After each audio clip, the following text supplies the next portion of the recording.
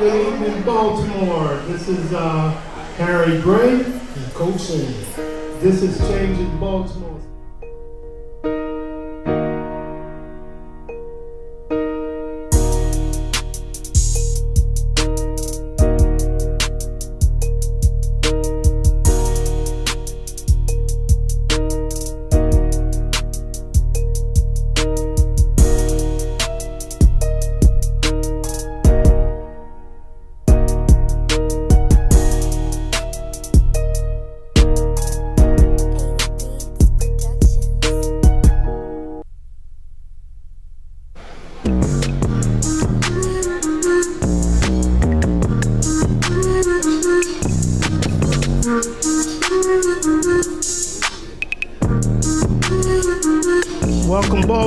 Welcome Baltimore to episode 16 of Changing Baltimore.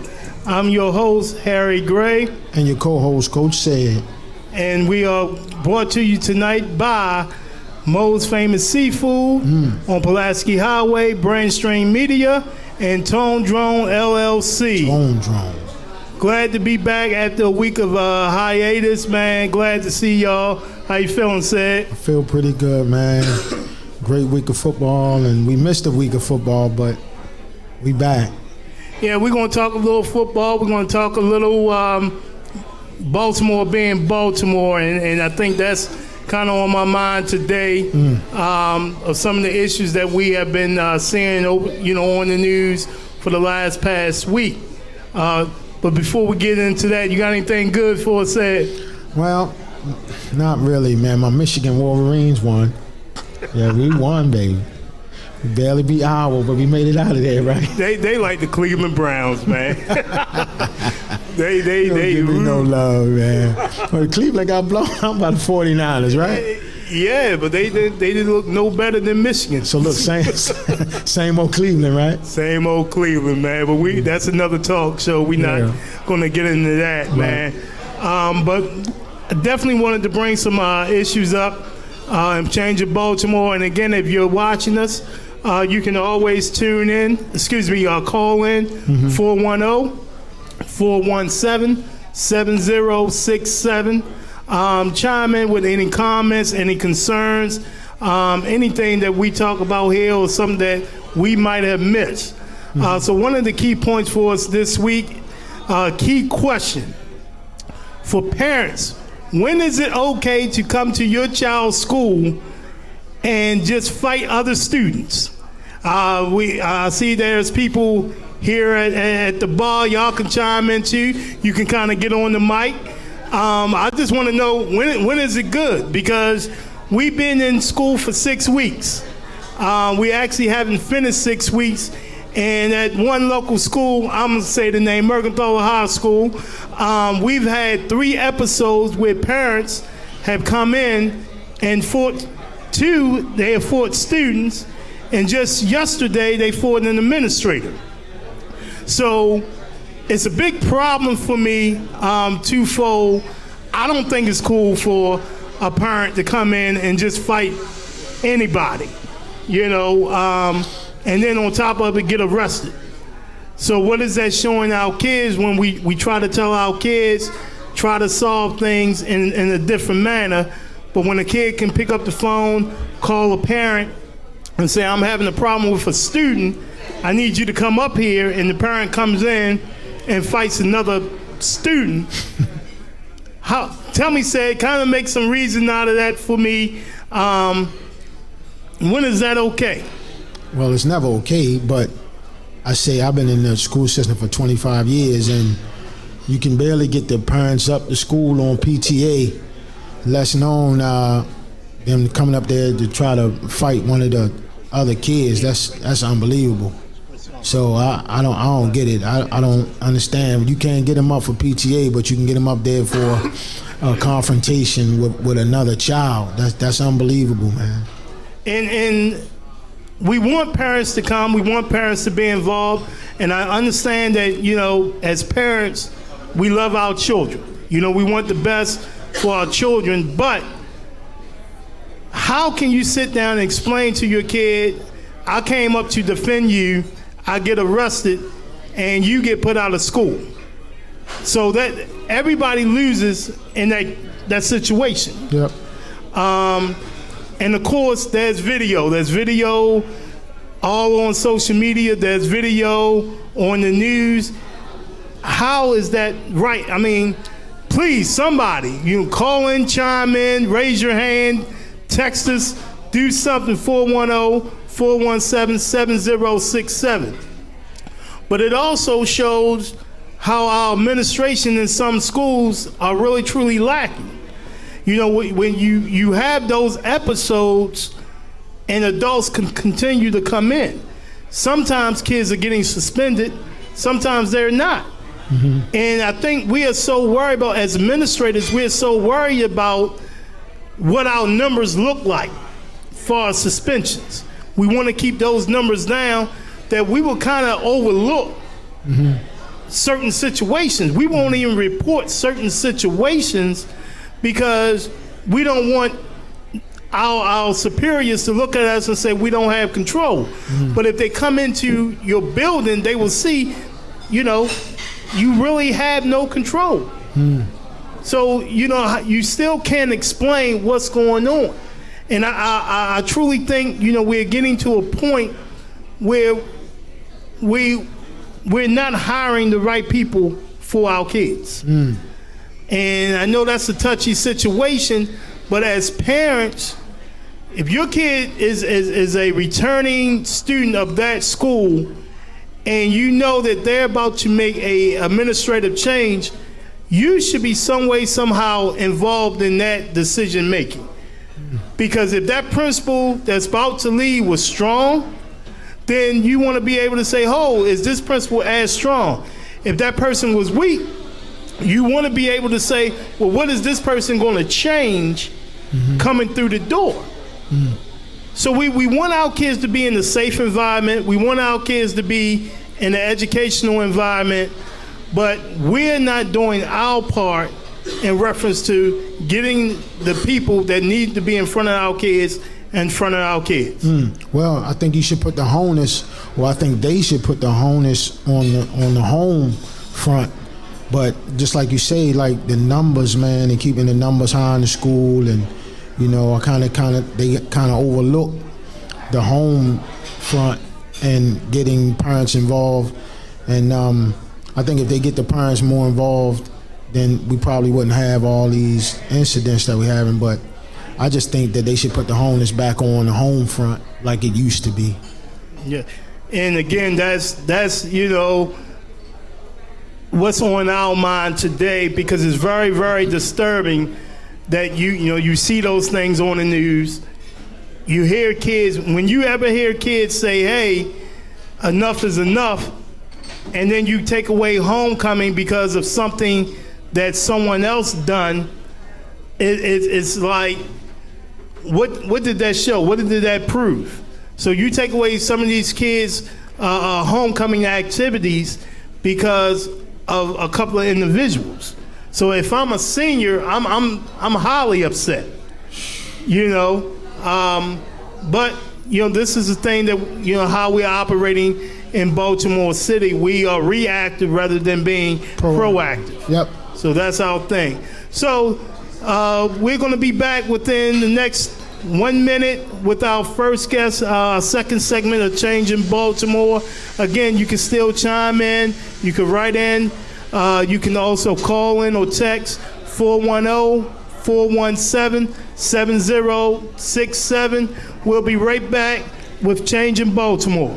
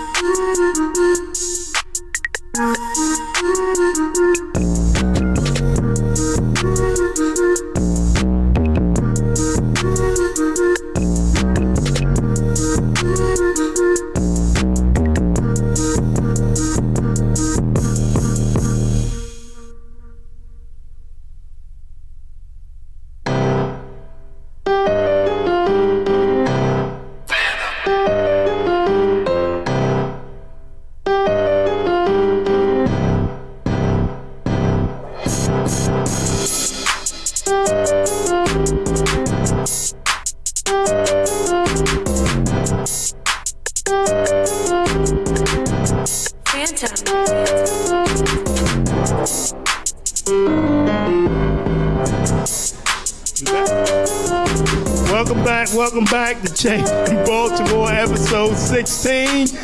Brought to you by Tone Drone LLC, Tone Drone, Brainstream Media, and Mo's Famous Seafood on Pulaski Highway. Mo's. I'm keeping this beat going because Sad said he was going to rap for me, so I'm going to be his hype man. Get it, get it, get it. Okay. Thank you. I want to introduce, man, our first guest tonight, head coach of the Lock Raven Raiders, Chris Armstrong. Gentleman has a long record of coaching here in Baltimore City, along with now in Baltimore County. He's also did a lot with semi-pro football. He's did some things with arena football. He's also was part of the New England Patriots. Some of you, Washington Redskins. If some of you are old enough and you can remember, he was here with the Baltimore Stallions of the CFL, and I believe it was Montreal or Toronto Argonauts. The Montreal Alouettes. So he again. We don't have any of these CFL teams here in the United States anymore.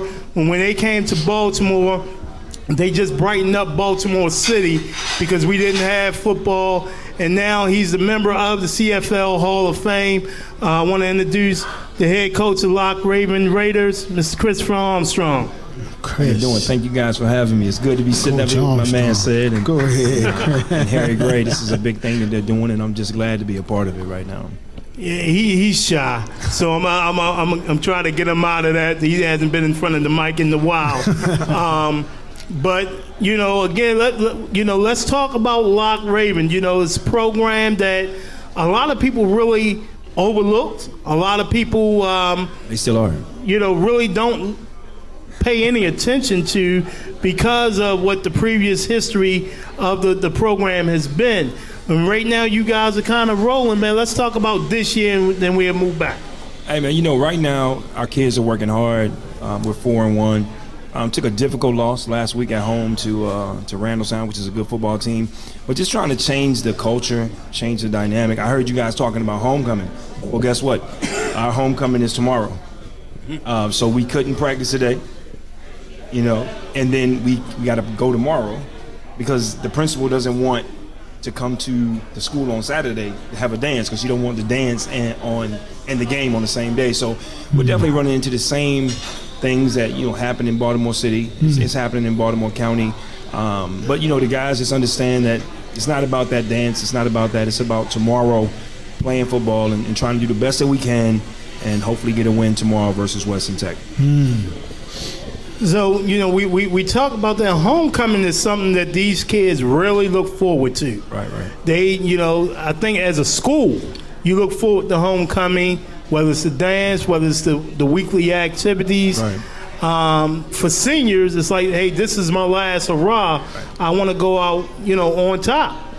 And when you take away some of those things, sometimes you take a piece of those kids away, man. Tell me how the kids are really feeling to actually play homecoming on a Wednesday at 3:45. Well, to play it on a Thursday is different. Thursday. But to be honest with you, man, right now at Lock Raven, we have not been good for a long time.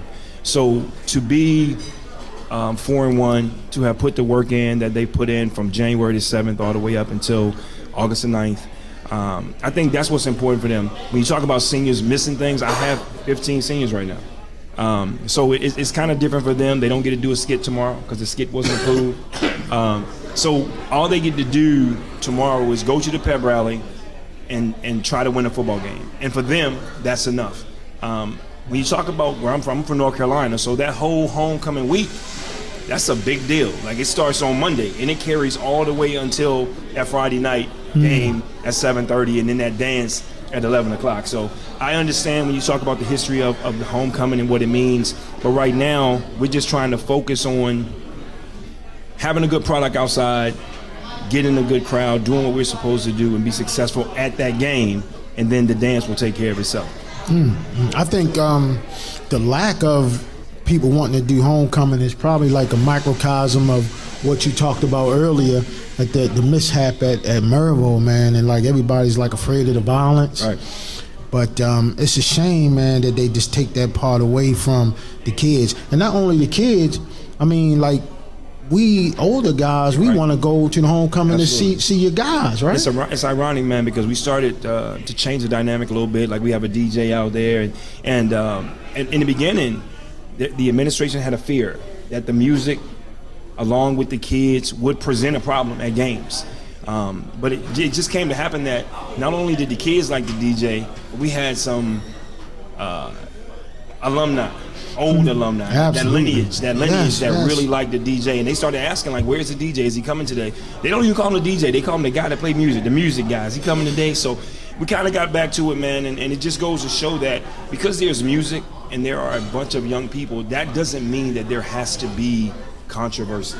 Sometimes, man, we can all be in the same place and just have a good time. And if we play good football, it'll be more focused on what's happening in the game than all that other foolishness that goes on sometimes at games. Yeah. So, again, you coaching in Baltimore City, excuse me, now in Baltimore County, I don't think it's much of a difference. A lot of these kids come to school because of athletics. Absolutely. And then you have your kids that come to school because, that lunch may be their only meal of the day. Absolutely. They may be getting away from the abuse at home. But as administrators, as people that's in charge of kids, how can they better deal with some of the issues that our kids face and be more sensitive to these kids and support them? I think we gotta have a sit down. We need to have a sit down where coaching administrators need to realize that athletics, boys and girls athletics, are a major part of the school day. And we need to sit down and find out how we can work together, as opposed to feeling as though I work for you. We're all working together to do the same thing, and that's make life better for young people. So we need to sit down at a table, not just the principal, but we need to sit down with the superintendent, and we all need to be in a room, and we need to have a meeting about what we can do for young people to give them the avenues to be successful. And I think if we can do that, then the work that we're trying to accomplish will be easier. And when you talk about kids, like the things that they deal with in life, when you're trying to get a young man that's from any of those situations into college to go to the next level, that struggle is even harder. And what the administration doesn't realize is that every coach in the county and the city, we deal with the same thing. We deal with the relationship of young people. And that's the difference between the administration and the coach, I think, is the relationship that the coach has with every individual on his team, as opposed to every individual in the hallway. But I totally agree. I posted on Facebook a couple months ago. I said the football coaches really run the culture and climate of the school. Come on now. And when the principals or some principals realize that and kind of coincide to work with that, and I think it'll be a better place. But I only asked Mike Working, Right. CFL guy. Right. I asked him because he's like the passing guru other than Chris Armstrong. So I asked him, I say, Coach Working, what's your favorite route? Right. And he drew up the route on a piece of paper, and I run that route, and I call it Working, right? Okay. So before I leave today, I need your favorite route on a piece of paper, man, because when they think of Chris Armstrong, they think of throwing that thing, man. I need your favorite route on a piece of paper, man. Well, 52 Shirley. Ooh. Listen, man. I tell you what.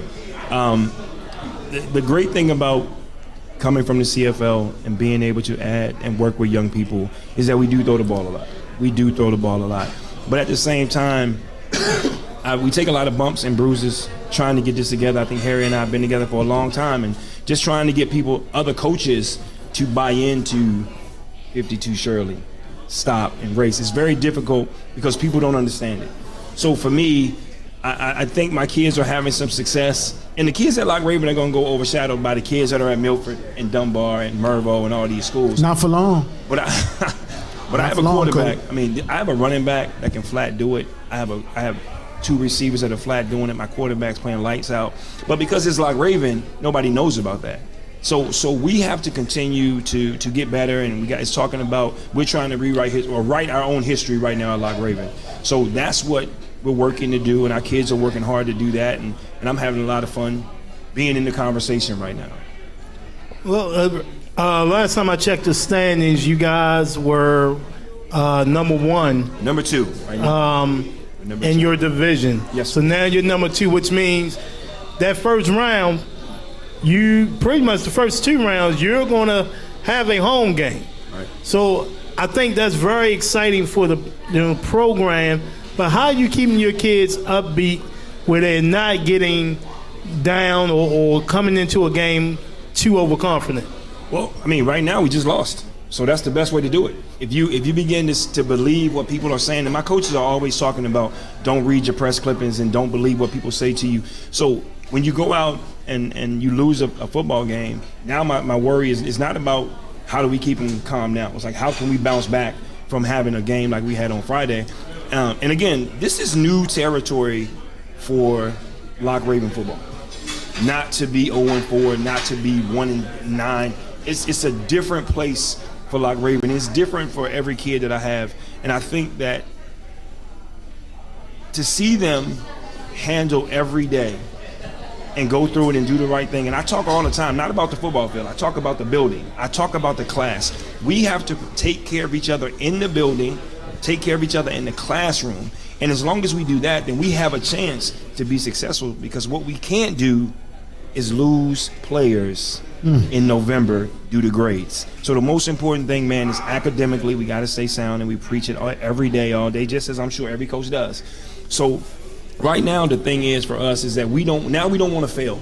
We don't want to fail, and the only way not to fail is to prepare every day and work hard. Preparation.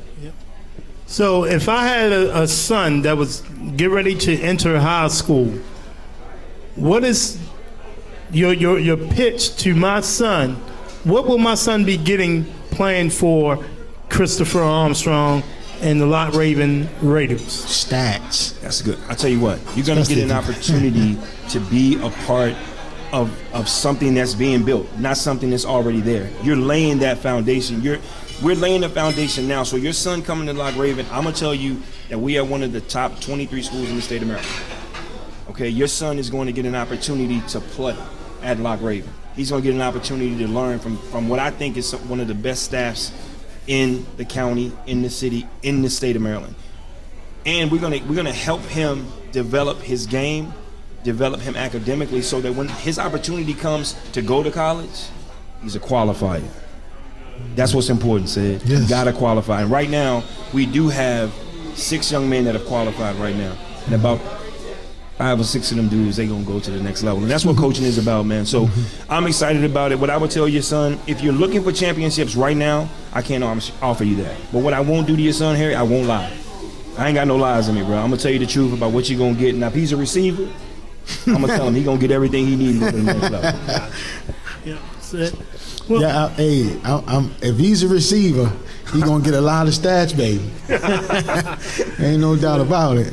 Listen, man, just before you close, listen, this is a great thing, and I'm so honored to be a part of this right now. And when you sit up here with guys that are really, truly, true Marylanders, man, truly believe in the city of Maryland, in the state of Maryland, and in the process in Maryland, I'm just honored to be a part of it, and I hope this thing will continue to go and go and go. We thank you, man, from Changing Baltimore, all of us, man. We thank you. Thank you for coming out, man. We've been trying to get you on here for a while, but you've been shy. But, you know, we definitely going to have you guys on again because we want to do something for the playoffs, Baltimore City and Baltimore County, to get everybody revved up for it and pay attention. And hopefully everybody that's watching this show or tuned in will now say, hey, let me see what Lock Raven Raiders is about. Let me check them out. So if you don't have anything to do tomorrow, 3:45, go to Lock Raven High School at their homecoming and watch them. Who y'all play? Sorry, you might want to come at 6 o'clock because we do have some lights on out there. So 6 o'clock is the time of the game tomorrow. With 3:45, that way Coach you ain't Harry got to got 'em out follow. there early, You ain't got to worry about park, and you can tailgate, do all that good stuff. So yeah, We turn the lights on. But nah, JV will play tomorrow at 3:45, and varsity will kick it off at 6 o'clock. Yep. All right, thank you, and Need we that will route, be though. back. Need that route on paper, though, Coach. We will be back with segment 2, Changing Baltimore.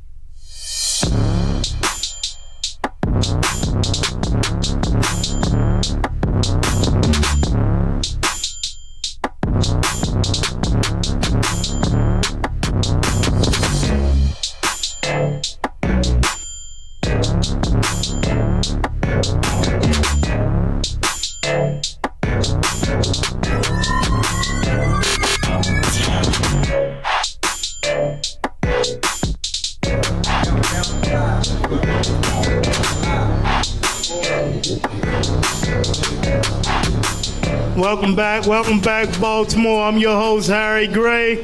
And I'm your co-host, Coach Said. Changing Baltimore. We're trying to change the culture and change the way that we do things here in Baltimore. Welcome to segment 2, sponsored by Brainstrain Media, Tone Drone LLC, and Mo's Famous Seafood on Pulaski Highway. Again, if you have any questions, comments, give us a call, 410-417-7067, Changing Baltimore. We're going to answer any questions, man, that pertains to us helping and changing the culture of Baltimore. I wanted to bring right here to this segment right now, a young man. First time on the show, he told me he was a little bit nervous, but we got him. He's good.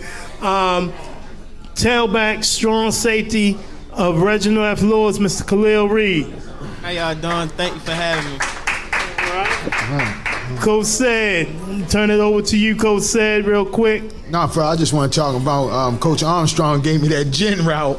I'm pumped up about that, but I got that thing on paper, baby. I told you I was going to get it. Yeah, but you ready to go this week? Of course I am. Yeah. What position you play? Running back and strong safety. Okay. Yeah, you look like a strong safety. You look like you ready to knock some heads off. Yeah. Well, so far this year, man, in a couple of games, Mr. Reed has 450 yards rushing, 5 touchdowns, 40 tackles on defense, 3 interceptions, and he made the key stop last week against Carver. At the goal line, once Carver scored, they was going for the 2-point conversion to tie, and Mr. Reed made the stop. to pretty much end that game between Reginald F. Lewis and the Carver Bears, preserve the 22-20 victory for Reginald F. Lewis. Tell me, how did that feel? Felt good. Helped my team get the W. You really nervous. I got you, though. I got you. So what's one of the things that is keeping Reginald F. Lewis strong? I know, you had a loss to Dunbar, but you guys are undefeated in the conference. What's keeping y'all going week in and week out? Because you still got one more real tough battle with Lake Clifton coming on the 25th. Well, this week, actually, you have City, and I know you guys are looking one game at a time, but what keeps you guys motivated? We call each other a family, so we just stick together and ball out. That's all to it. So with family, your family on and off the field, so when you see some of your teammates not doing the right things in the classroom or in the hallways, as a leader, that means you got to step up. So you kind of correct them in your own way in the hallway, correct? Yes, sir. Yeah. So that's something. That's something. Earl Thomas thing going on. So that's something, man, that you guys got to do. And I see you got the headband on, Reginald F. Lewis talking, which means you guys, and especially you, take pride in being the Falcon. And I think that's what we are actually missing in Baltimore, that we don't have enough kids taking pride in their schools or in their neighborhoods, Coach said. Yeah. Because I know when I played, we all wore the bandanas and everything that represented our school. That's true. That's true. Talk a little bit about this. Donning your colors, that's the new thing. Like these guys, you got some schools that's not well known, that's traditional schools, that these guys are representing their schools well, man. Even though Reginald is a combination of two schools, but it's really like a new school within itself. As far as the name is concerned. So I think Coach Nick does a great job. I'm kind of biased because I seen Coach Nick come up in the rank, even watching him play semi-pro. And to kind of watch a guy play and now coach and being successful at it, that's good. And he's a product of that, this young man here. Yep. I think everybody that comes out of that Reginald F. Lewis program for the last 5-6 years has really done well on and off the field. And again, that's a tribute to the coaching staff and the guys that coach, because I know those guys care. Mr. Reed, we have you on here tonight to present you Changing Baltimore Player of the Week. This goes out to Mr. Khalil Reed. Thank you so much, man. We just, tell me a little bit how you feeling right now. Reed. I guess called making a change. It's change for me, like something I never got. So proud of it. I worked for it though. Yeah, you worked. Yeah, and what we're trying to do, we're trying to get you guys, ready to show you that, hey, you mean a lot to us. And I'm talking about Changing Baltimore. I'm talking about the adults. I'm talking about your coaches. Y'all just don't know how much y'all mean to us to get there, to practice every day, to lead, to do what we ask you to do. You're not on the street. You're not out here getting in trouble. You're doing something very productive. So this is our way to say thank you and we love you. Absolutely. Thank you. All right? Great job, man. Yeah. Be a leader in the school too, man. Be a leader in the school. So yeah, don't cry. Don't shed a tear yet. You can shed one, but don't shed yet. But, Reginald F. Lewis is that small school that I'm really trying to make everybody say, hey, you can't forget about Reginald F. Lewis. They have some ballers. And if you really forget about, you're going to come home with that L. Reginald F. Lewis is, the former Northern High School. I haven't been up there in a long, long time. When is homecoming? Saturday. Everybody homecoming Saturday. What time Saturday? 1 o'clock. 1 o'clock against City? Yes, sir. That's going to be a good one. That's going to be a real good one, man. Are y'all donning the Northern uniforms this year, the Northern colors? Or y'all sticking to the black and gold? We Hell got no, something yes, special surprise. coming Saturday. Ooh. Yeah, I can say, man, Reginald F. Lewis is the swaggiest program in Baltimore, Maryland. You never know what they're coming out in. You never know how they're going to look. I want to be like y'all.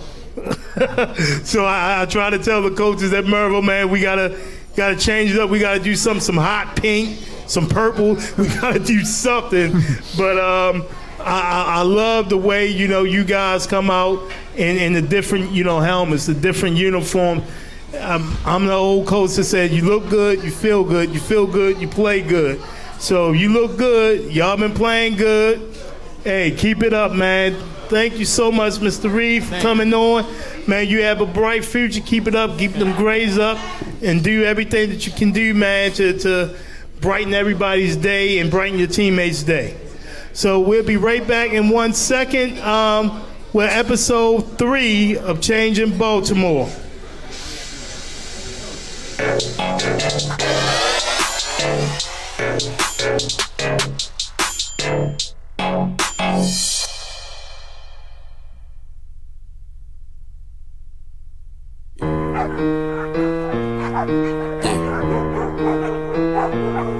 Cliff. Turn me up. Why you had to put me in my bag? Know a lot of niggas wanna fight me. Got a lot of shoes, yeah, just like a hype. Reebok running these ain't no Nikes. Make a lot of money, yeah, just off a tight beat. Like my balls, yeah, I like that type free. What do you think that's how that pipe me? Gon' see, bitch, you better not bite me. Got an iPhone.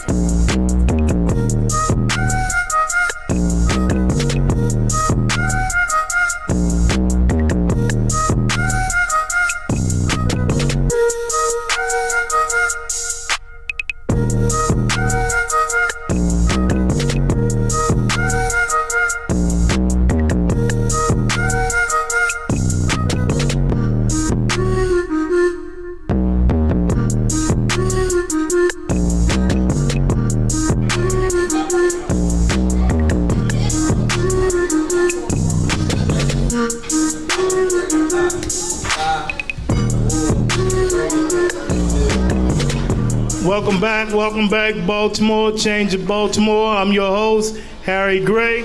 And your co-host, Coach Said. I'm sorry, I muted the mics. This is episode 16 of Changing Baltimore in segment 4. I told you I'll get it right when we get back. I made the corrections. All right, we're here, man, with one of the young, brightest coaches in Baltimore City, I want to say in the state of Maryland. Because, again, we come from a school that is small.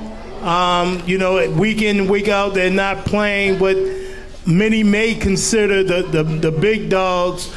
They don't get the recognition, but he's been on this show to, the high school preview to represent his team, Reginald F. Lewis High School. But I've known him at Douglas High School before he got to Reginald F. Lewis and at Fate. And I've seen him and admired some of the things that he's done throughout those years. I want to introduce everybody to Coach Dominic Howard. Hey, how y'all doing, man? Coach Thanks for having me. All right. I hope you ain't shy either, Coach. You've been on here before. I'm good, man. You know, Coach is kind of laid back. I love it, man. Let's talk a little. Excuse me, a little bit about Reginald F. Lewis, man. Were you expecting this success and this team to kind of blossom the way it has so far this year? Yeah, we always kind of have a little slow start, and it's always going to be a bump in the road, but as long as our coaching staff keep them together and we just keep pushing through the season, get better day by day, man. And since we got low numbers, we got to learn how to use each and every player that's on the field out there. So every player that we got, they touch the field, they get playing time. Ain't nobody left behind, ain't nobody riding the bench. And I think, man, that's real crucial because when you do have those low numbers, it kind of, as Coach said, and maybe you can attest to this. Yes, I can. That you go out there sometimes like, man, we only have this many. We can't do 11 on 11, or we can't do the things that we want to do. But to get those kids to buy into what you're doing, to be able to get them prepared week in and week out, man, that's a great job and a testament to you and your coaching staff. Yeah, appreciate that. So practice sometimes kind of be hard with the numbers like that, but we'll break it down and do half field or just straight 8 on 8 and make it a competition, man. 10 yards in, offense get to the goal line, man. Yeah, like I remember being at Ben Franklin, man, and I forget, maybe 14, I think, and we almost made the playoffs, and I had like 15 kids. And I posted that. I was like, man, I'm almost make the playoffs with 14 kids. And I remember Chris Small say, man, you want to take that down? You better not tell Miss Berry you got 14 kids. But I said, well, I do, but the rest of the kids on IR. So I'm good, right? It be like that sometimes. Right, but my practices, man, they was like, we did more conditioning than anything. I was afraid to hit. It was tough, man, but we made it work, though. We made it work. It was tough. So let's talk about some of your assistant coaches. Give us some names because, again, because Reginald F. Lewis so far, nobody's really talked about them. They don't know about the coaches. And, again, they're doing a great job. I got a good guy, good offensive coordinator, oldest coach on the staff, so he bring that old school stuff with him, Coach Barton. They also call him Coach Happy, man. So, I mean, he kind of bring a difference to the team because he older than the rest of us. And he do things a little bit different, but when he see us getting sloppy, he be like, Coach, man, he'll give me a good suggestion here and there that I follow with. So I also got a kid from Morgan, Coach Acker, and then my JV head coach that's with me in the building that helped with that academic part to make sure everybody eligible, Coach Fats. Yeah. Someone in the audience said it is great to be old. Coach Harry's about 60. No, don't tell him. I say, I hope he watching, but I hope he's not watching. Coach Harry's about 49, 50. I might be a little older than him, but I think it's good to have that young and old mixture on the staff to keep everybody grounded. I think that's a great thing, man. You got a big game coming up this week with City. It's homecoming. Tell me how you're preparing the kids this week. Hey, man, we running. It's probably going to be like 22 against 45, man. Hey, Coach, only 11 can play, Coach. Right. So 11 can play at one time now. So we running, man. Like, we had a game like that in week 3. We felt like we had a good game all the way up to the third quarter, and we just lost it in the fourth because we got tired. And we just don't want that same mistake to happen again. That's it. So we running in practice, and we working fast and getting after it. Yeah. So every game here on out is crucial because now we're counting points, right? And trying to get that higher seeding in the state playoffs. You have another game on the 25th. This probably will be for the division title with Lake Clifton. Because right now both of y'all guys Lake is 3-0 in the conference. You guys are 4-0 in the conference. So it seems like it kind of comes down to you two guys for the last couple of years. Yeah, it's been a great battle with us last year. Previous years it really wasn't no battle, but they got a lot better and got some more players over there. So last year they beat us in the regular season. They got the Division II title, but in the playoffs, eventually we sent them back. That's it. That's all that matters. It moved on to the next round, so it is what it is. But it'll be a good game that week 8. It'd be a real good game. Yeah. Well, here at Change in Baltimore, I've always said, man, we want to recognize everybody that's putting in work, everybody that's doing what they're supposed to do in Baltimore City and the surrounding areas. So we want to introduce Coach Dominic Howard, co-coach of the week for beating Carver 22-20 last week, moving up in the Change in Baltimore rankings this week. So thank you so much, Coach Howard. I appreciate it, man. Thanks for having me on, man. Coach Nick. Yeah, congratulations, Coach Nick. I mean, watching Coach Nick play from when he was a player playing semi-pro when I was coaching him, it's kind of great to see him become one of the young great coaches. And I always told him I thought he was one of the young great coaches coming up in the ranks. So, Should try my best, man. Just try my best. Work hard every day. Put the work in. that's right. Last thing, Coach, before we head on out. Some of you guys, I know, how many seniors do you have, and how are they doing as far as offers and college interest? I've got about 11 singers right now. Probably got 2 guys that's like football players that's really got major interest. So it's really going to come down to that test scores and things like that. Got a lot of D2 interests like Garcho Johnson and Lewis Johnson, linebacker and receiver. The receiver is kind of a phenomenal athlete, really probably one of the best in the area. And then Lewis is a solid linebacker that just make a lot of plays on defense, but rocky senior season, he been out since week 1, man. So, I mean, hopefully he get him back on the field and he can improve his recruiting style. Good luck, Coach, for the rest of the season. Definitely good luck against those City Knights. Oh, man, here at Change in Baltimore, we don't really want to say City Knights. Brainstream Media, they love them City Knights, but go Falcons. Yeah, right. Thank you so much, Coach. We'll be right back, man, with the final segment of Change in Baltimore this week.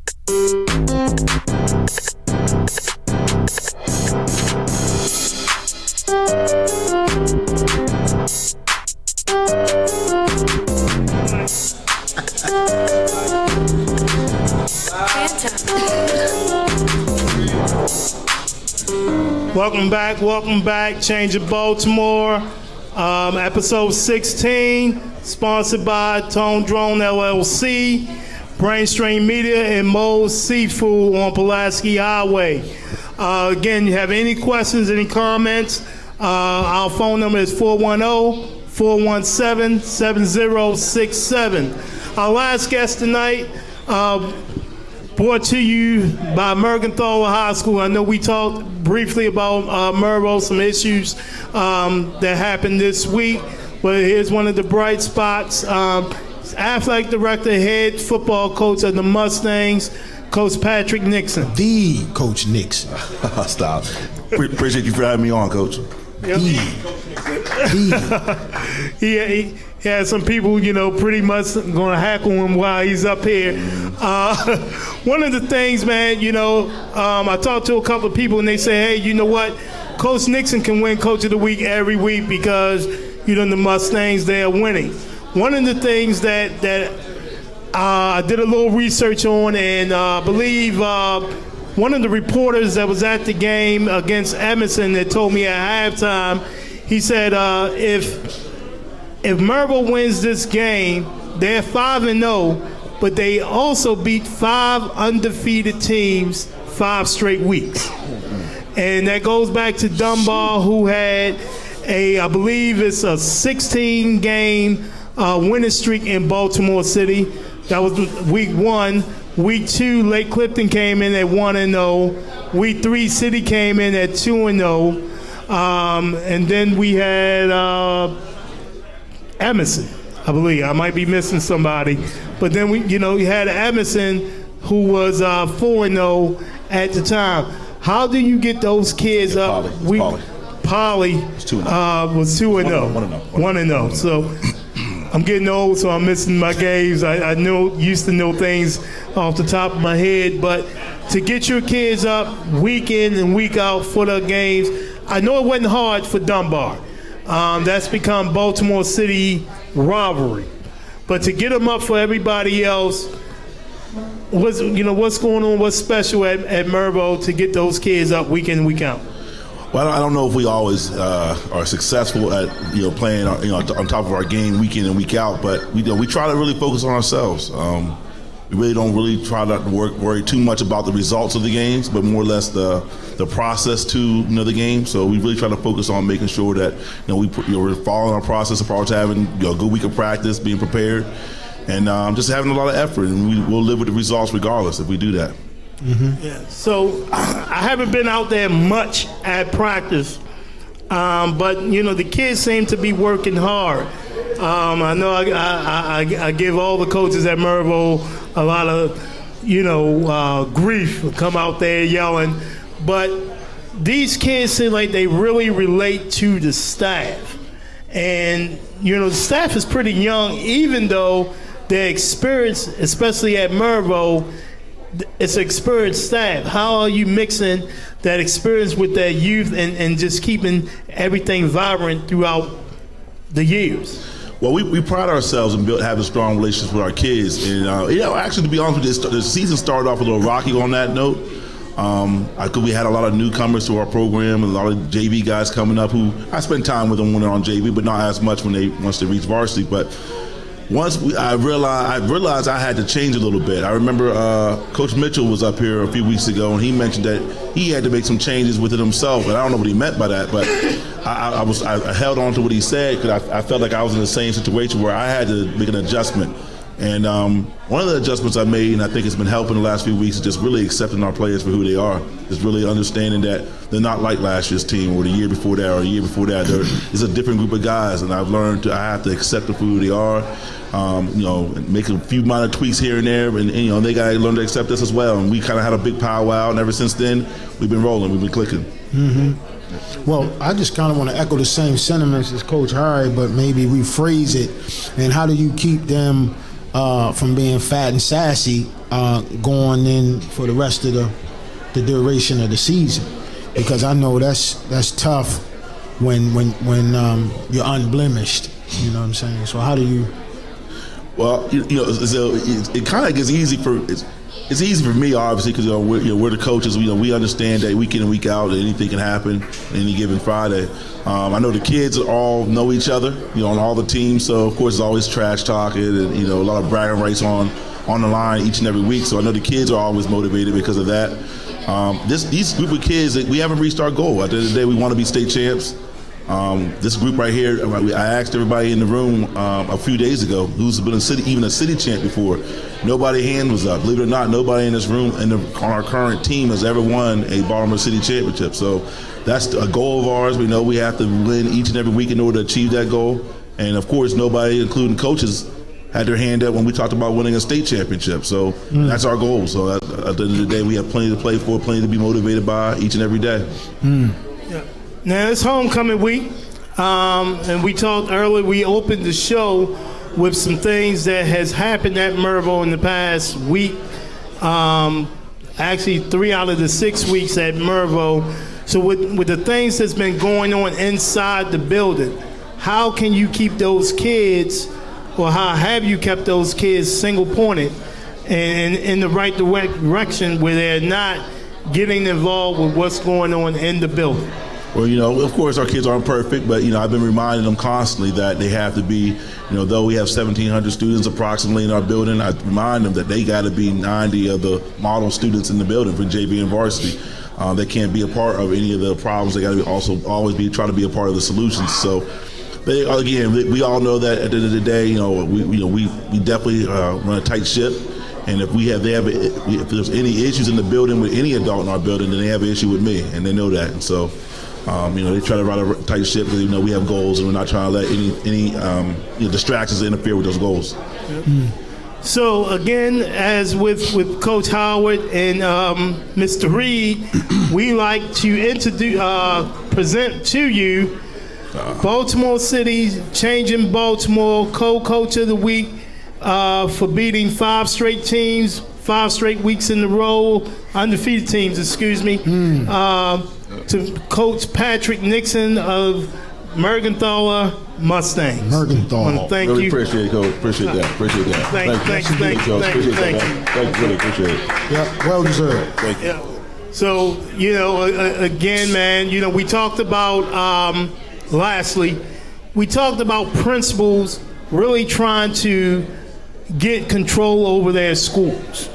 And I know Coach was saying that the football coaches or the football coach is probably the most important person in that building because he is the director, the orchestrator of culture and climate in that building. Because if you're winning, everybody listens to you. Everybody wants to be a part of that program.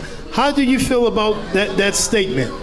I mean, I feel like, athletics as a whole, not just football, but athletics as a whole, I've always argued that I think athletics is like the front porch of a house. It's kind of your introduction for many people, at Mervo or Patterson or any other school. Many people don't always, obviously most of our kids don't attend any one school. But if they visit that school, more than likely it's because they're visiting for a sporting event. So that's going to a sporting event is usually going to be the person's first introduction to that school. So I kind of look at it like the front porch of a house. It's very important to make sure that it's taken care of, it's tidy. It kind of sets the tone for, the whole community. So if any Mervo alumni is watching tonight, homecoming is this Saturday, what time? 2 o'clock. 2 o'clock against the Douglas Ducks. Come on out, support the Mustangs. Changing Baltimore, man. Want to thank you again, Coach Nixon, for coming on board. Thank you, everybody that's watching. We have now concluded another episode of Changing Baltimore.